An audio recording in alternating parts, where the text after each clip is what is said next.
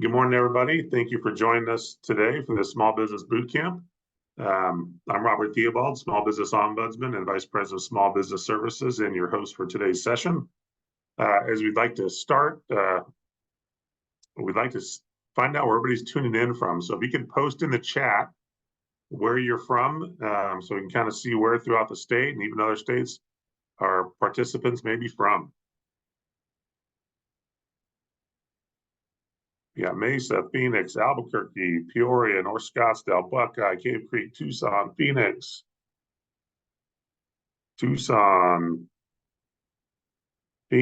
Gilbert, Casa Grande, Chandler.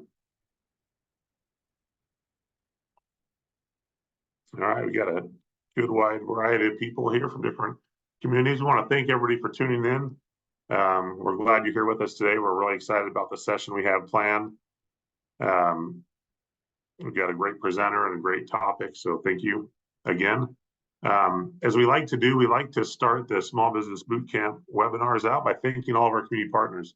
We could not do these webinars without them, their time, their effort, and their expertise.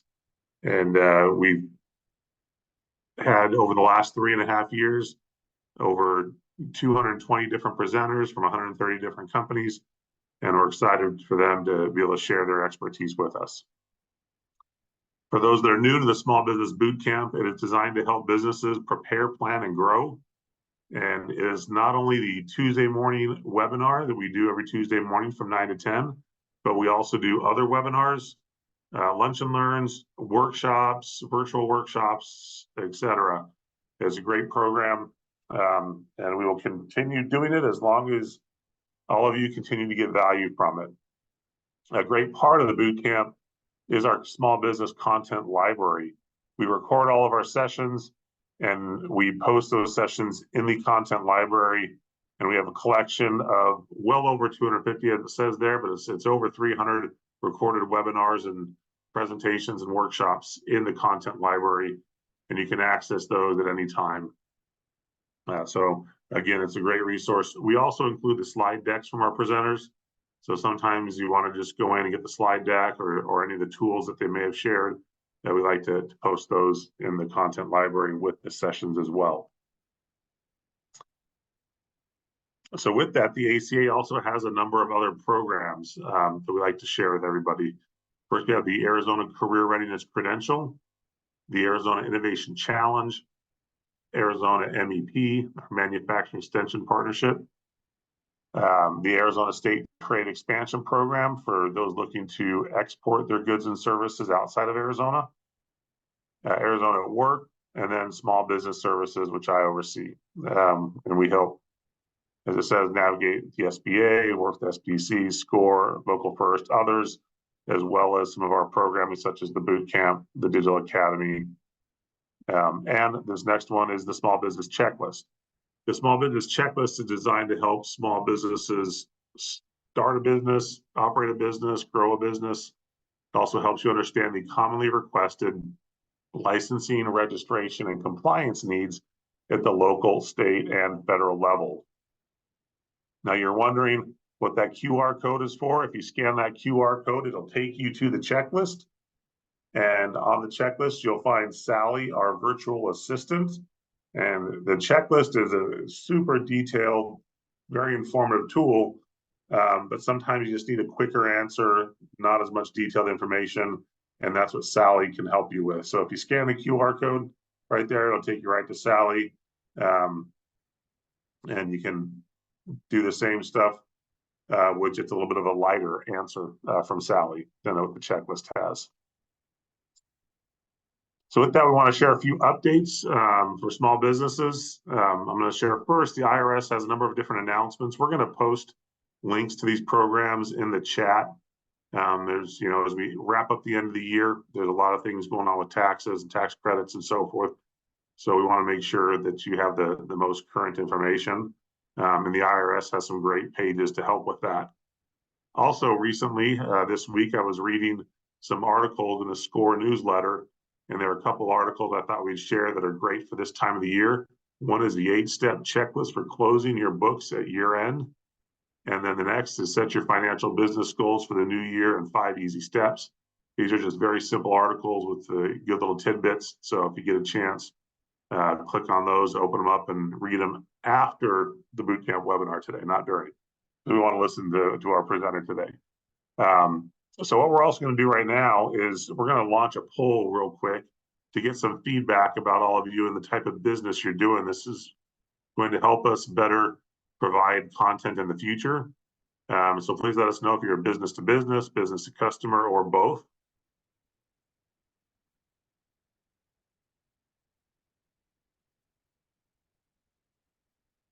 Looks like we got a pretty even split between all three options.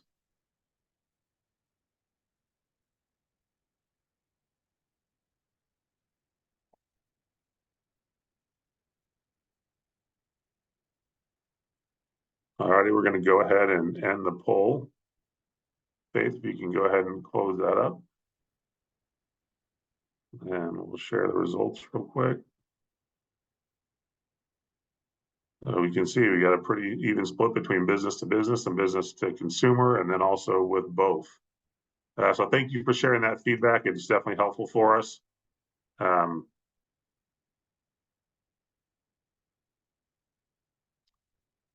And then with that, we're going to go to this next QR code. We're trying a couple different things. So we appreciate all your feedback on this and being the guinea pigs for this. But if you scan this QR code, it's going to take you to Sally, our chat bot. And if you click on it, it's going to bring up a feedback form or some questions for feedback about today's event. So go ahead and scan it now if you can. Keep your phone handy. And then after Andre goes, or if you've been part of previous boot camps, feel free to provide feedback about those as well. The feedback is very important as we look for 2024 to provide the best content and material for all of you out there. We want to definitely help make sure we're providing content to help you prepare, plan, and grow. And so your feedback on this is very important. And we're doing it this way. It's something our chat bot provider said they could do, so we wanted to see how it worked. So if it works well, we may try it in other ways, but thank you for providing your feedback in advance. And with that, we're going to jump into today's session. Actually, we're going to look at the upcoming session. Sorry about that. Today is, or next Tuesday is our last session for the year. It's Build Your Owner Brand with Personal Storytelling. And then we will take a few weeks off and start back on January 9th. With part one, identifying your business climate, and then part two, how to build a growth plan that will meet your goals. And then there is a part three. The great thing about these part 1, 2, and 3 is they're also great individual sessions. So if you can't make one, no worries. It'll be recorded and will be in the content library. But if you're just focused on more on building your growth plan, then just join that one. But we've got a great launch to the new year with Nicole Zeno, who has been a great presenter of ours and partner in the boot camp and the Digital Academy. So with that, we're going to jump over to Andre Whittington. Andre is the CEO of Growth Partners Arizona, a local CDFI, a community development finance institution, and a great friend and partner of the ACA. So we're glad to have him with us today. And so I'm going to stop sharing my screen, and Andre will take over and pull up his. And while he's doing that, if you have questions, please post them in the Q&A at the bottom of your screen, and we will use the chat for any interaction back and forth. But we like to use the Q&A for the questions so we don't lose track of them. We can try to get to them as we have time. So Andre, it's all yours. Awesome. Thanks. Well, excited. Hopefully you all can hear me and see my screen. I believe you can. Yep. Excited to just kind of chat today about, how to strategically leverage debt to grow your business. A lot of times for small businesses, when you're talking about taking out loans or taking on debt, sometimes it could be a little bit daunting. And so today what I want to do is provide an overview of a strategic approach to actually taking on debt. And then I'll kind of connect this also with a scenario, right, to kind of help, add context to what we're talking about. And so, of course, talk a little bit about Grow Partners. We're a statewide CDFI that really focuses on, ensuring that we are addressing the capital needs for small businesses and nonprofits in Arizona. Growth Partners has been around for about 11 years, going on 12. So we have a nice amount of experience in this space. So what we'll talk about today, our agenda, we have a few items here that we'll talk on. We'll get into, strategic debt leveraging. We'll talk a little bit about how do you build a strong financial foundation. And then we'll continue to flow through the agenda until we get up to, just how do you assess and manage your business capital. But before we get into all of that, I want to talk about one of the keys to growing a small business.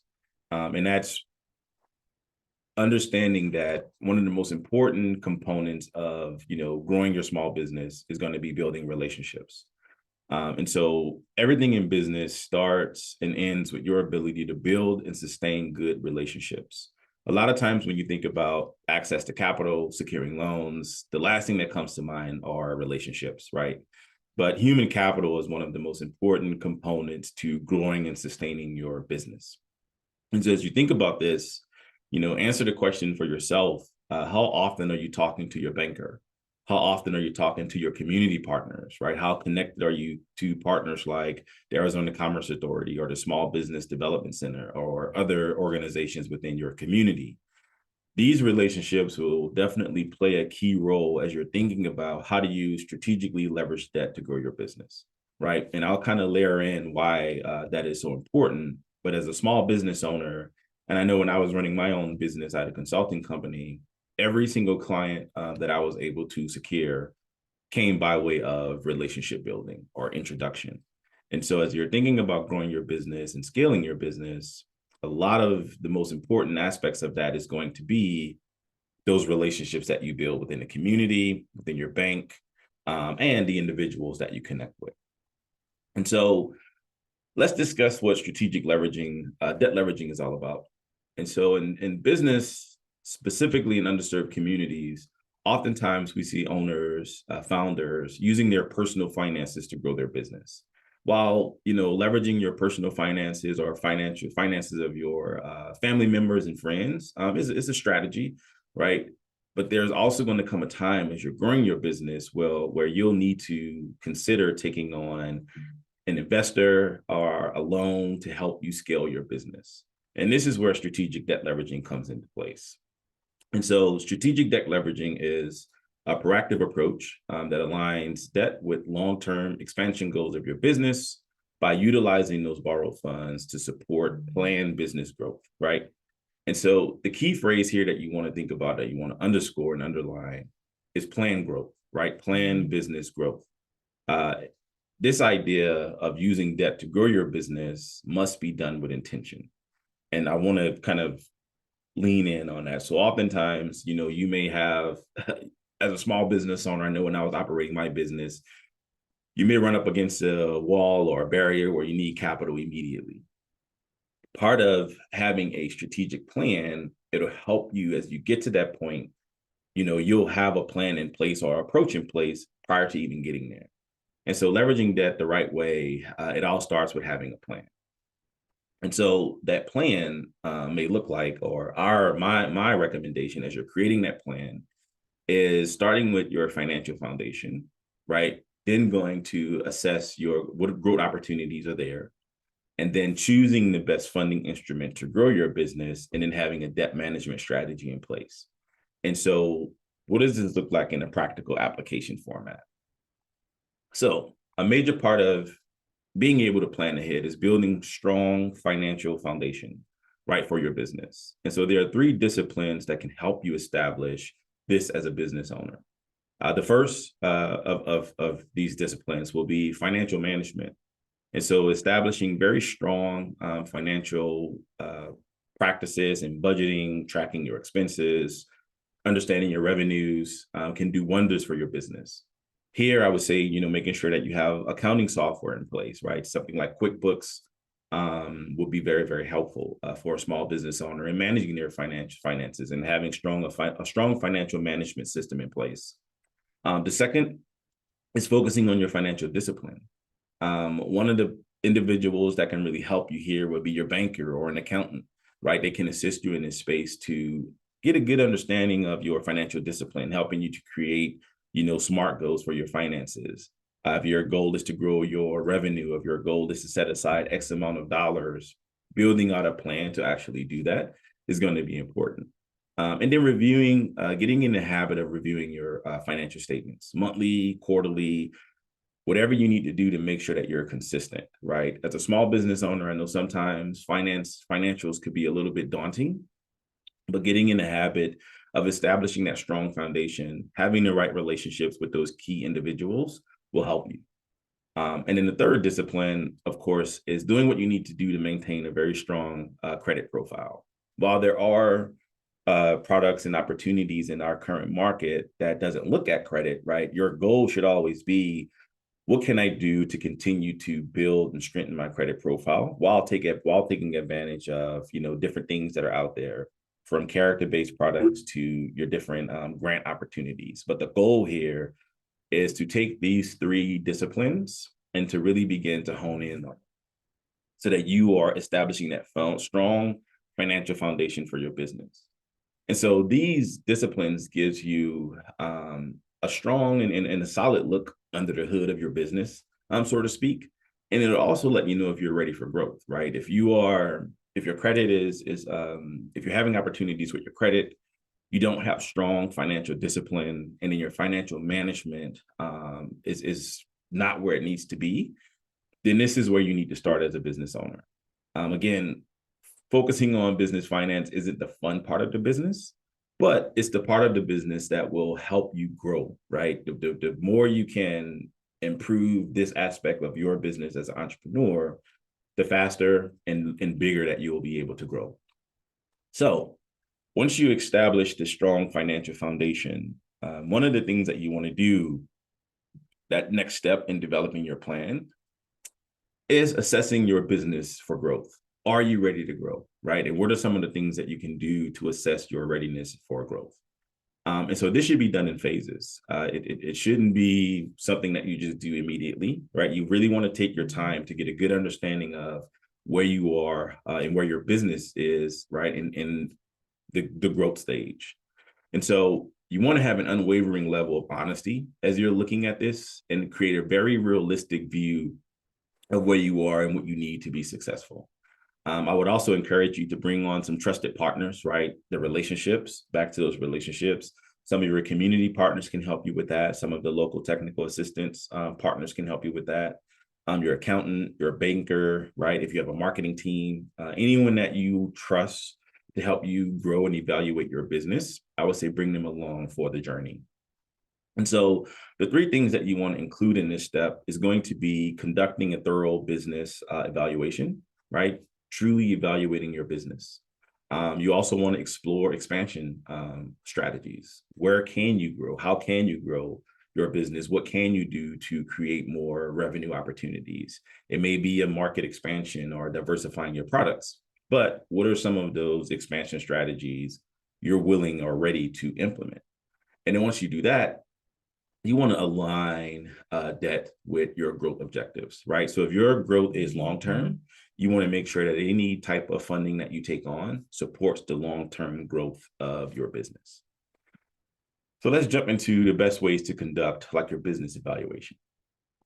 So I love, when I was running my business, I absolutely loved, evaluating my business. I was always in the habit of looking at how we perform, month to month, quarter to quarter, as well as getting feedback from customers. And so even in my role today in leading a CDFI, this is still something that I thoroughly enjoy.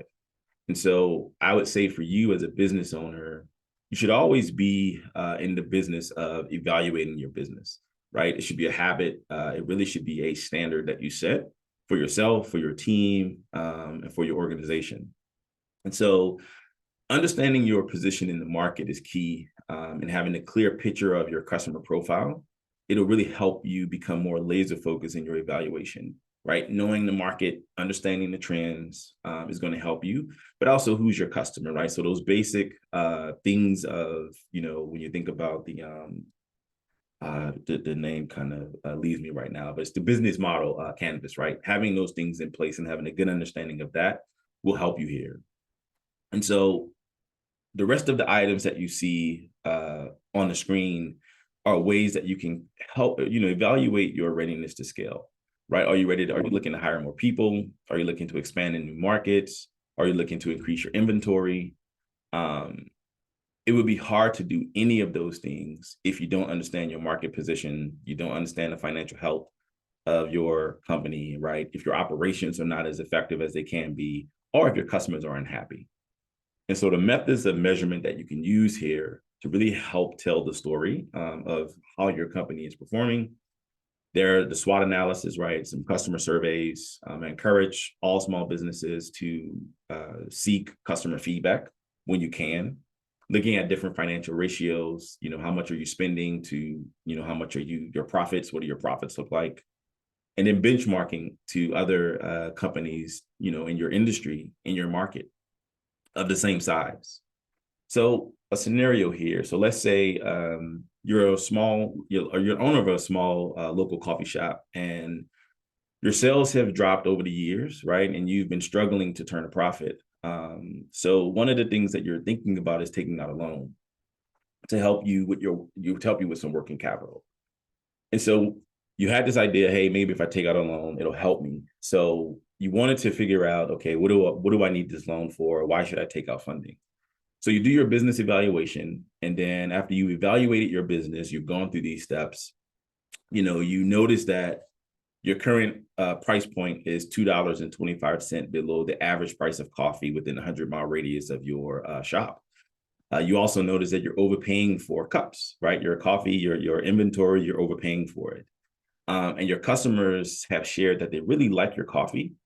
However, going through your drive-through is a pain. And so that has caused a lot of your customers not to return because they're a little bit frustrated with that because they've been waiting a lot longer for your coffee. And so that is a real life scenario that can come out of, and it came out of one of our clients who was doing some evaluations on their business, right, as they ran through that scenario.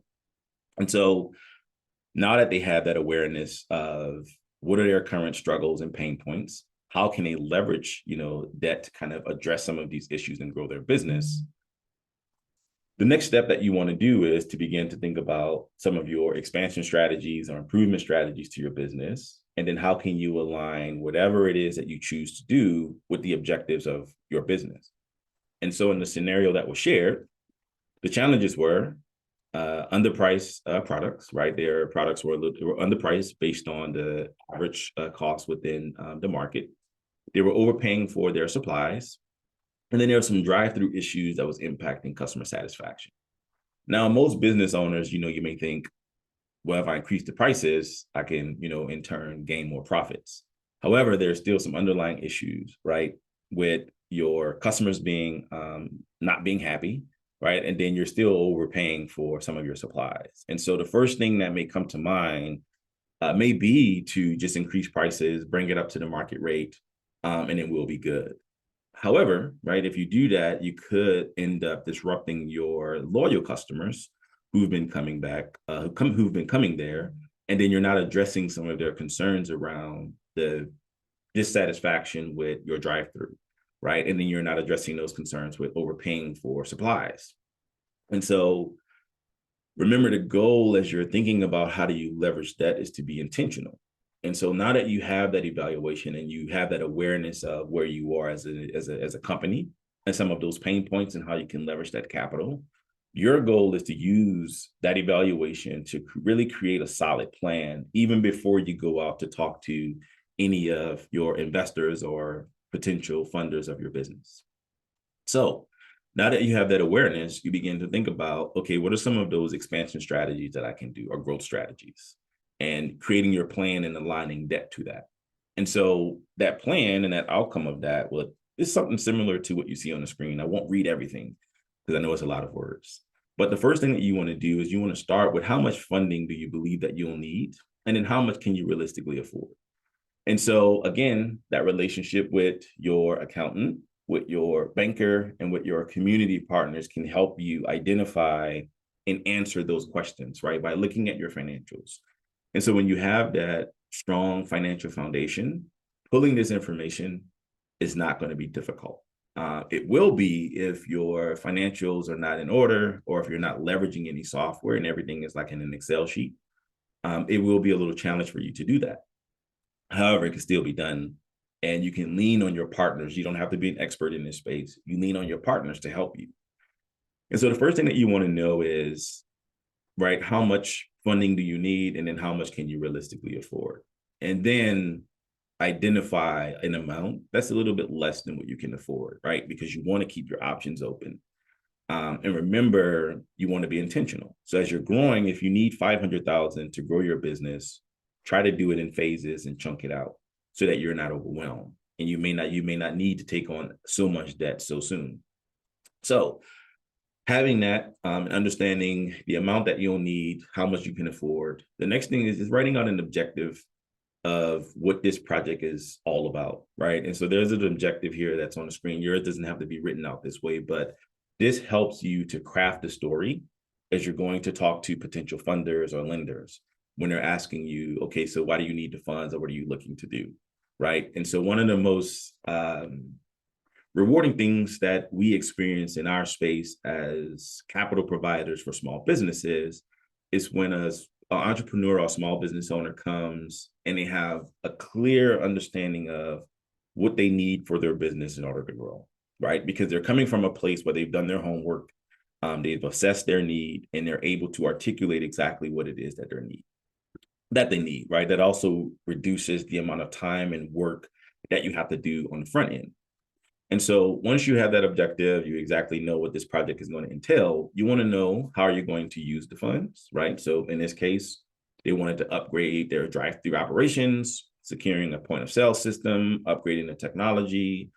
They wanted to use some of the funding for inventory, right? They know they were overpaying, so they want to renegotiate some of their contracts and look at purchasing in bulk, right, to help reduce costs. And then working capital, getting the word out about the business, really talking about and sharing some of those success stories with their customers, maybe adding additional team members to support the improvements that they're looking to make.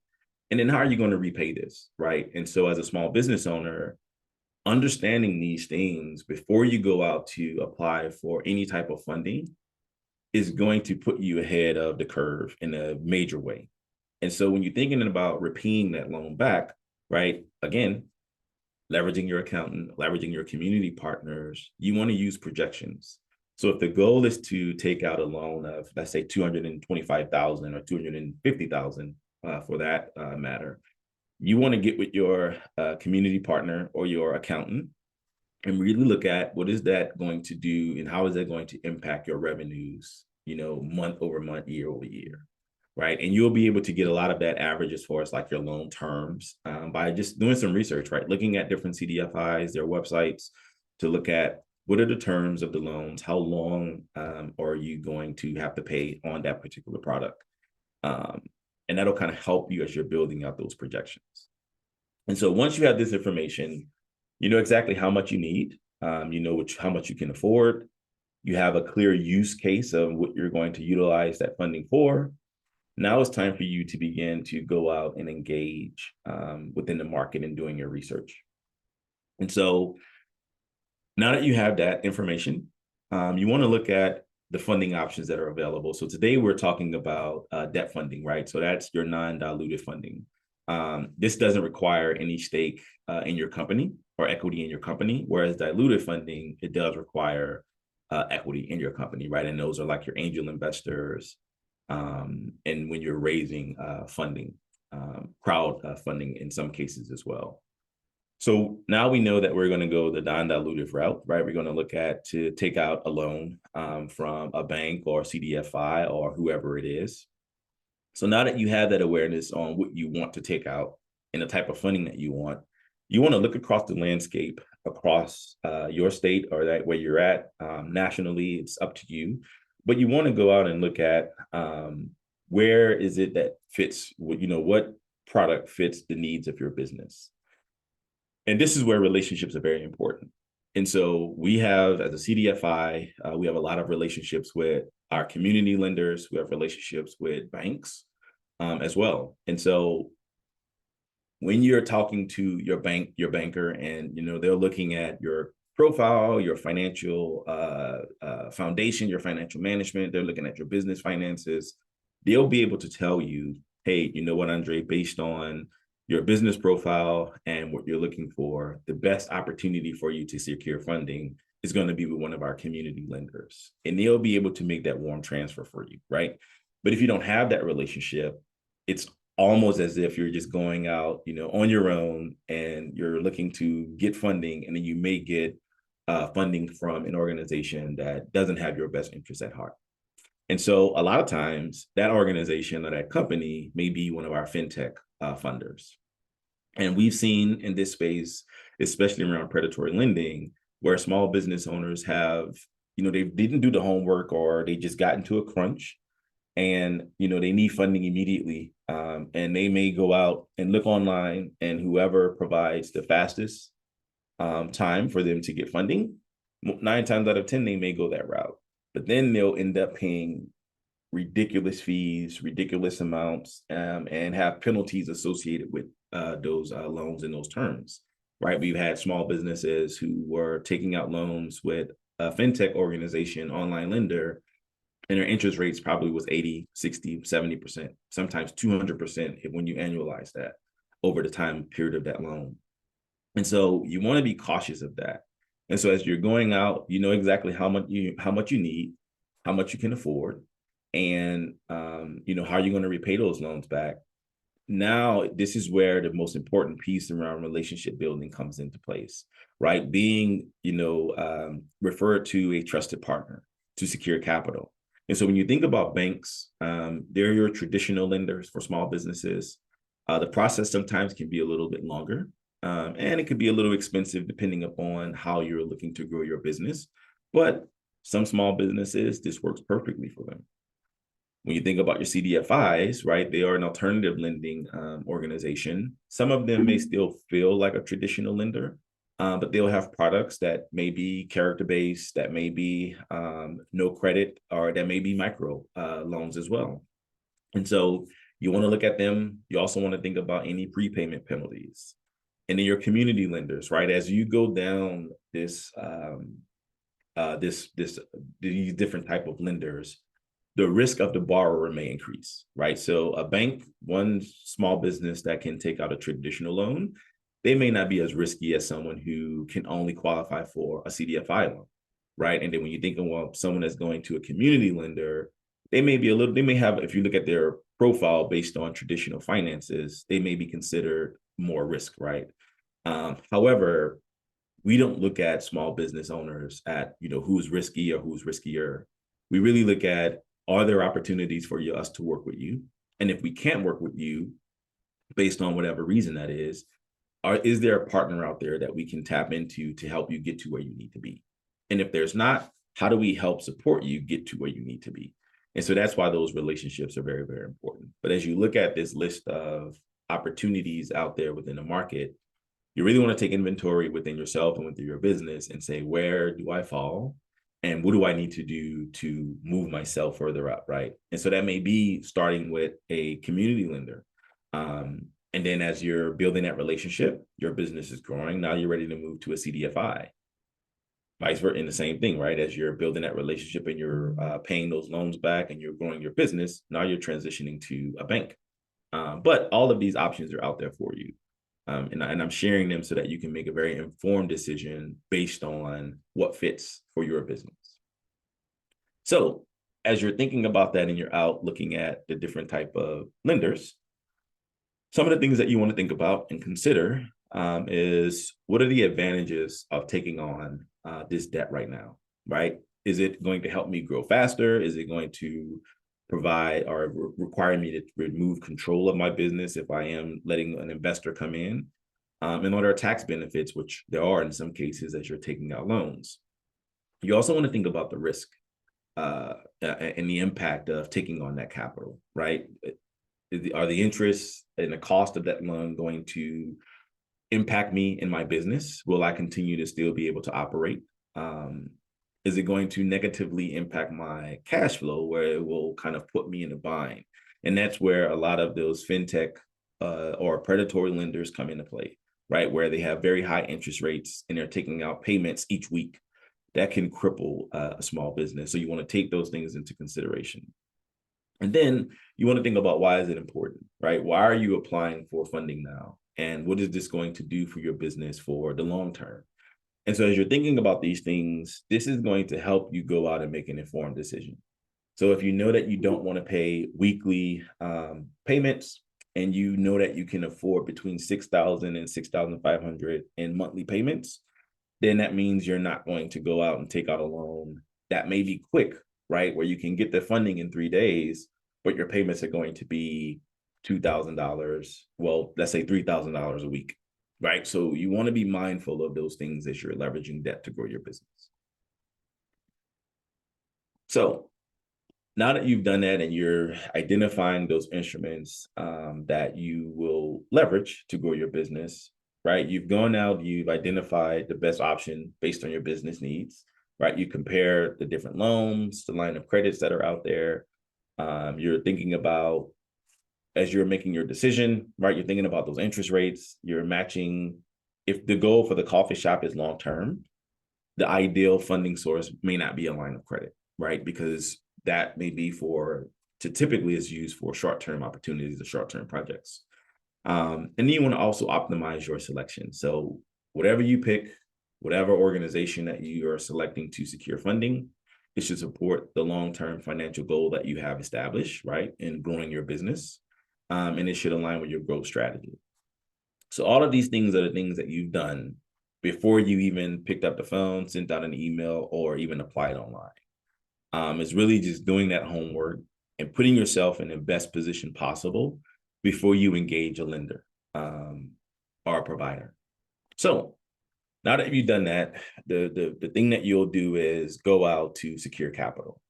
And so one of the biggest things that they're going to do when you're applying for a loan or you're having those conversations with potential lenders is they're going to want to know, how much capital do you need? How will you use the funds? And then how are you going to repay the loan? And if you've done your homework and you already have your plan in place, as you're having that conversation and they're asking you those questions, you're able to share with them immediately, right there, this is how much capital I need. This is how I'm going to utilize the funding. And here's my repayment plan, or here's how I plan to repay that loan. Now, that top part is the things that you'll need to know before you're applying for the loan. And then as you look at the bottom row, these are some of the things that your investors or funders will use to evaluate your readiness for capital. And so having a strong financial management system in place and that financial discipline is going to help address a lot of these things that they're looking for. And as you're doing your homework and as you're doing your business evaluation and you're creating your plan, you will know a lot of this information, right? You may not be able to articulate it the way an investor or a loan manager or a person is looking at it. But when they're asking those questions, you'll have the information. So of course, they're going to want to know credit score, right? They're going to pull that. Some organizations may not, but understand oftentimes your personal credit score can impact your ability to secure funding. They want to know how much, what is your debt to income ratio, right? Do you have more money coming in than you can pay out, then you can pay your debt, right? Do you have more debt than you have money that's coming in? They also want to know the debt service coverage ratio, your business cash flow, and then business projections. And if as you were creating your plan, you've taken care of a lot of this, right? You have a good understanding that I do have the business cash flow to pay these monthly payments because I know how much I can afford. I have also partnered with maybe a community partner, technical assistance provider, or your accountant to establish what your business projections will be. You already know that this organization offers loans up to 60 months. So when you plugged in your projections, you did that for 60 months, right? So when they're asking those questions and they're doing their homework behind the scenes, you already have a general understanding of where you land and where you sit. And then that's where the conversation comes into place when you're having that conversation with your particular funder or lender before that loan is approved and those funds are dispersed. But this process will really save you a lot of time and frustration right? When you're going out and they're asking you all of these questions, they're asking you for your financial paperwork, they're asking you things like, how much can you afford? You've done your homework. You're very confident in what you can afford. And so having this plan in place before you even sit down to have that conversation with a lender is going to be critical. And so again, this is what you see here is how our potential borrowers will look at their business, and then how a potential funder, loan manager, underwriter will look at your business as well. And this is going to be for some of your traditional and non-traditional loan products. So now that you've done that and you've been able to create your plan, you secured the funding, you've been able to do the things that you said that you were going to do, right? Growing your business. The next thing is really having a strong debt management strategy, right? And deploying that capital into your business. So responsible debt management is really critical for small businesses.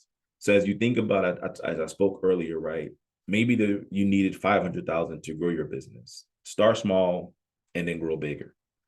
Try not to take on too much too soon, because you never know. I mean, it could really impact your business if you take on too much, much more than what you need.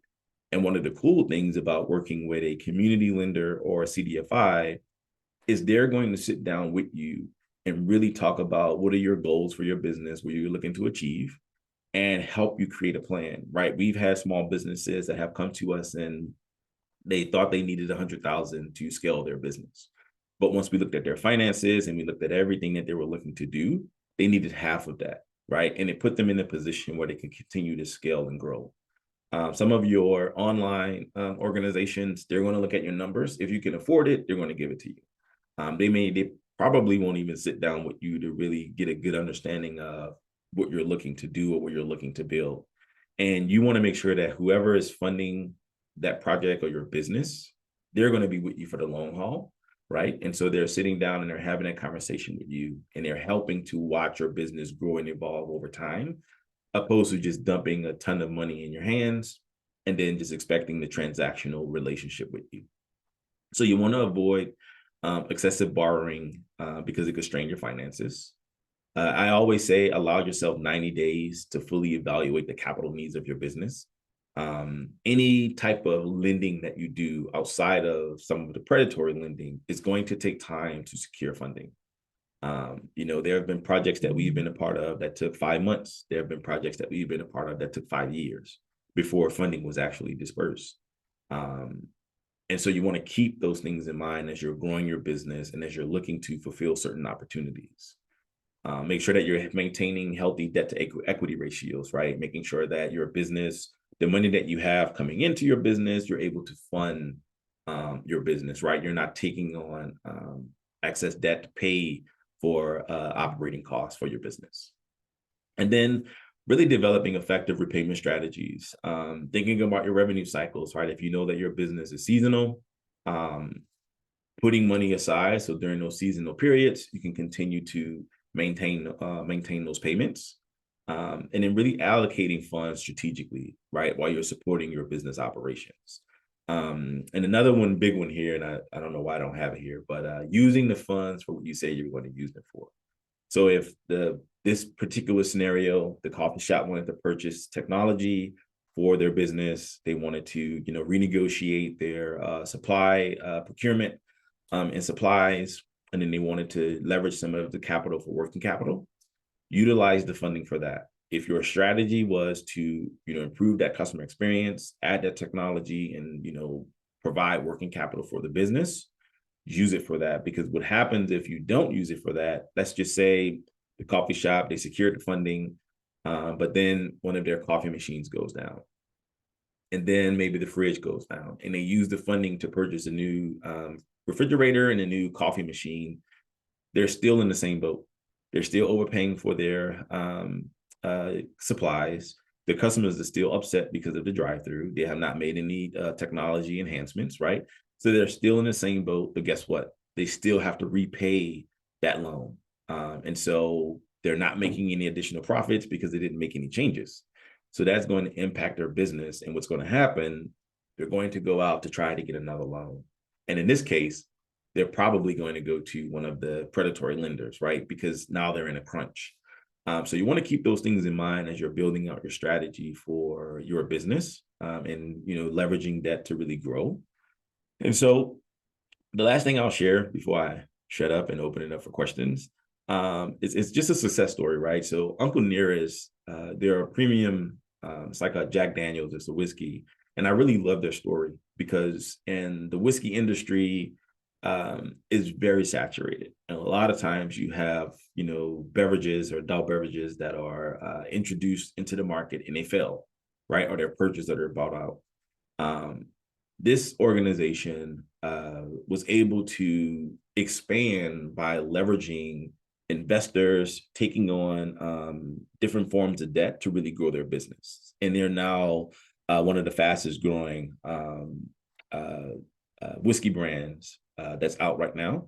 And they're expanding and purchasing and looking at product diversification. And it happened over a very, very short time frame. And so as you think about, and they were very small at first, they're a very small operation, and now they are huge, they're national. And so as you think about how you can leverage, debt to really grow your business, I encourage you to go out and look at different stories, talk to different entrepreneurs, go to websites that you see where there are success stories of small businesses, right, taking on capital to grow their business, and really read those stories that resonate with you. Start building relationships with your community partners to figure out what it is that you need to do to, just improve your relationships, improve the visibility of yourself and your company within your community, so that when it is time for you to secure capital, you have the relationships in place that can help you make informed decisions, and then build those relationships with trusted partners. So with that, I will wrap up. And I'll open it up if there are any questions for me. Excellent. Thank you, Andre. Yeah, please Mhm. post your questions in the Q&A at the bottom of your screen, and we can jump into some questions. So Andre, as you're looking to strategically plan your funding, how do you respond when people ask about, well, can I get grants for that? So grants. The thing about grants, I would say, don't depend on grants. Grants is very competitive to secure grant funding for your small business. Now, one of the things that you can do when you think about grant funding is relationships. Think about the community organizations that have different accelerator programs that can help you develop and grow. And then a lot of those have pitch contests associated with it, right? Look across the state, there are opportunities for you to actually pitch your business to secure grant funding, but also that gives you visibility. So if grant funding is a strategic point for you to grow your business, I would say don't use grant funding as a strategic point for you to grow your business, because it's something that could really hinder you more than help you. Yeah, I feel the same way. A lot of times I like to look at grant funding. If you can get it, great, it's extra. But most of the grants are competitive. And so there's one's going to win and 10 aren't, that competitive grant. So if you can get it, great. So we got a few questions in here. How do you recommend getting started to build your credit? Yep. So I would say for that one, number one is getting a good awareness of what your credit, like what's the makeup of your credit. And now I'm not a credit repair specialist, so I'm just only going to speak from just personal experience. I would say pull your credit first, be aware of what's there. Make the payments, right? If you have open accounts right now, revolving accounts, try to make timely payments. If there's things on your credit that, you need to dispute that. But the biggest thing of improving your credit is, number one, knowing exactly what's on there, maintaining accurate records of it, making on-time payments, and then just reaching out to different credit bureaus, right, to get some information on that. But timely payments, being aware of what's there, disputing what's not yours, it will really help. Excellent, thank you. Then we have another one that says, Ted is asking, how bad is predatory lending right now in the marketplace?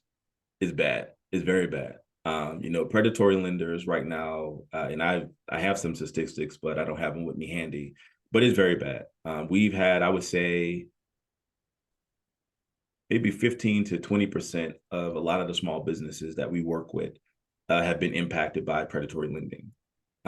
So it's very, very bad. So anytime you're online and you're looking at different loans, loan lending opportunity, look at the interest rates, look at the timing and how soon you can get it. And that'll kind of let you know, but it's bad.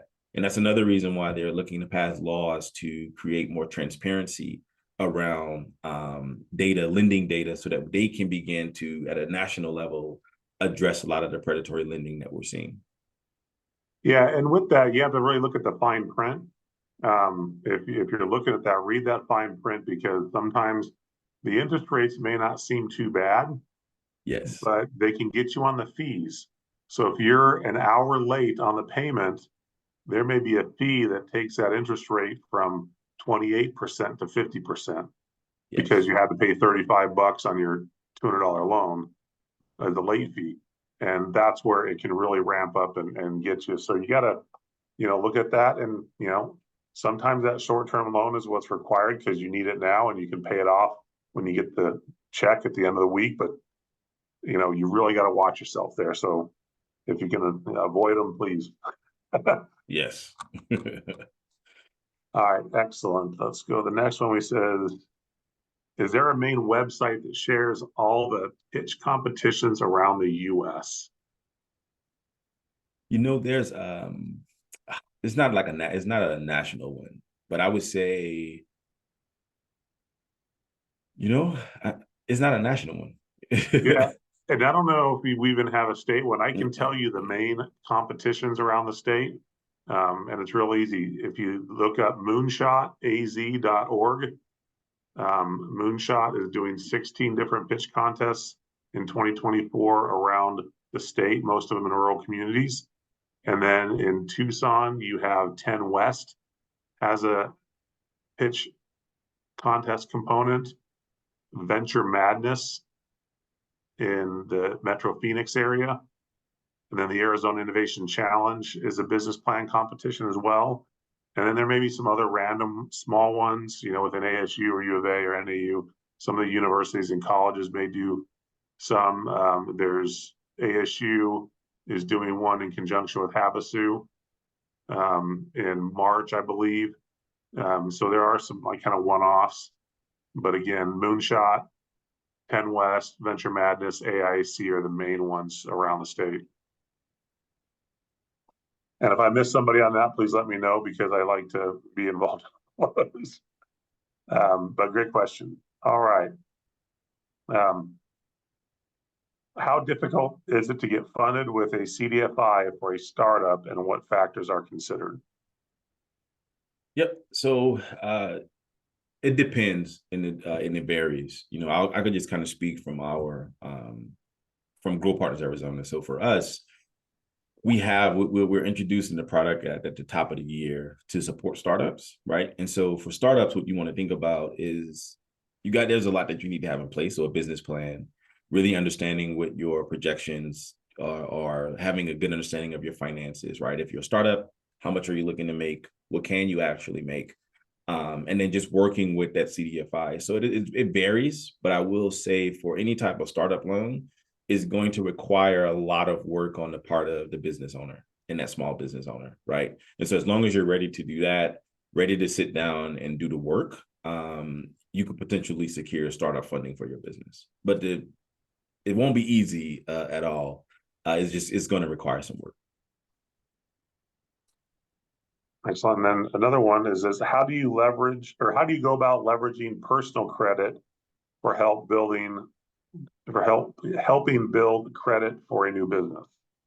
The same way, right? I mean, as you're looking to secure different loan opportunities, right, with your CDFIs, they're going to pull your personal credit, especially if your business is fairly new. Same thing with banks. And so one of the things that you do with your personal credit is, continue to just make on-time payments. Try not to take on more any type of loans or anything that will impact your credit, and just stay disciplined, maintain strong financial discipline. And that'll help you as you're going through it. But one of the things that we do is we do look at personal credit on some of our loan products, right? And so if there are some opportunities there, let's say your credit was very strong, but maybe last year there was some medical challenges with a family member or with a child that you had to take into account, so you had to use your credit cards. Being able to tell the story is going to be important, and then doing the work to get it back where it needs to be will help you.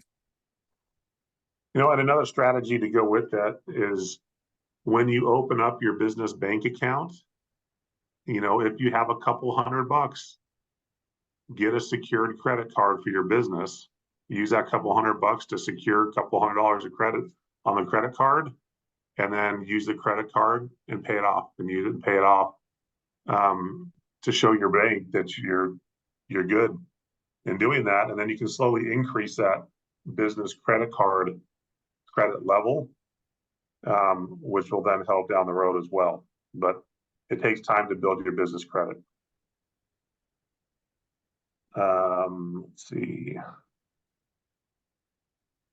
Got time for, I think we'll be able to get one more in. As a novice, your explanation insights are very good. So the relationships to develop. Will one need to be residing within the community for years? If so, how many before a business will be able to be assisted? So let's see. No, you don't have to be, right? So I think as you think about building relationships, especially as a small business owner, you don't have to be in that community for years. You know, I've been in Arizona for about 6 years, but I've only been in my position and in my role for a year. And I had to, it was a lot of people that I did not know. I had, you know, I didn't know, they didn't know me, I didn't know them. Part of building relationships is really just about being authentic. And, you know, putting yourself out there. It's okay to be vulnerable. So as a small business owner, attend, you know, different networking events, you know, join sessions like this so that you could get to know some of the organizations that's doing the work that can help you. And then once you get to know them, reach out to those organizations. So it doesn't matter if you've been in that town for, you know, 2 months or 5 years. It's really about, you know, having the courage and desire to just get out and make those relationships and get to know people. Yeah. So, and then for us, you know, if you have a small business and you've been operating less than a year, we can still help you. A lot of the organizations that are out there now, they're looking to help startups. They're looking to help businesses that are more tenured or seasoned. So it really just depends on your level of commitment to getting out there to build those relationships. And then once you're able to secure or have that relationship to secure the funding, really doing the work, you know, during that application process. And then your other question, I can't really speak to that one. Only it'll be best to get any type of the new taxes or laws, things like that from a professional, because they change. I know they're changing at the top of the year. Yeah, when it comes to tax, talk to your tax professional. They're the best resource on that. Mm-hmm. With that, we are out of time. And there's a few other questions. They're in there. Do we appreciate everybody being part of this session? Again, Andre is a great resource you can reach out to. He posted up his contact information. If you didn't get a chance to get it, you can email me and I can connect you directly with him as well. You know, just to kind of touch on those relationships, a year and a half ago, I didn't know Andre. Yeah. You know, but through the activity and events, we've been able to establish a very good relationship. And one way you can also do that in your communities, if you're new, is get involved with the chamber or other networking groups. And if you say, well, our chamber is pretty weak, well, then be the change in the chamber and make it a strong chamber, because a strong chamber can do wonders for a community. And it's a great place where you can build relationships, not just with lenders, but with the entire community. So with that, we will go ahead and thank everybody for being with us. We hope you still have that QR code and you can provide your feedback, not just on this session, but others you may have attended. And with that, we'll let everybody wrap up the boot camp today. And we hope to see you next Tuesday for our final one of the year. Until then, have a great week and we'll see you soon. Thank you. Awesome. Bye. Bye.